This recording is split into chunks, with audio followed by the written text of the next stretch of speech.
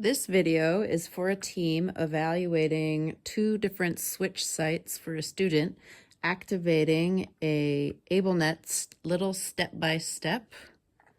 And for fun, I've added a toy. So for this student, they're trying to decide between using the forearm as a switch activation site or using the head. And so I had an idea for using a headset splitter. So this is just something that you would use to split the sound from, say, a laptop to two pairs of headphones.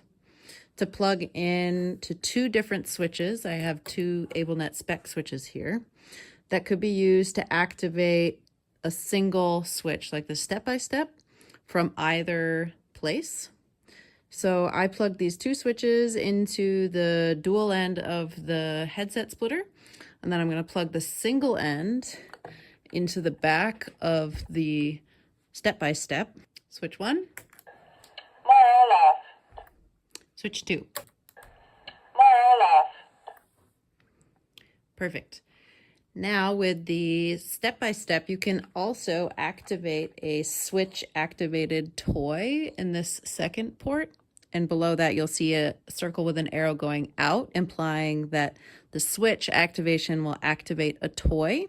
In order to do that, while you're recording, so you hold down the record button until you get a red light. You hold down the top switch to record your message. And while you're recording your message, while you're holding down this button, you're going to tap the record button and this light's going to turn yellow. More Olaf. You release, you press the record button again to turn off the record function.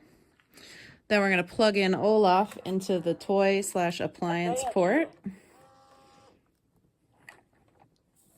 And now when I press one of these switches, I should get my message and Olaf should dance. Hi, everyone. More Olaf.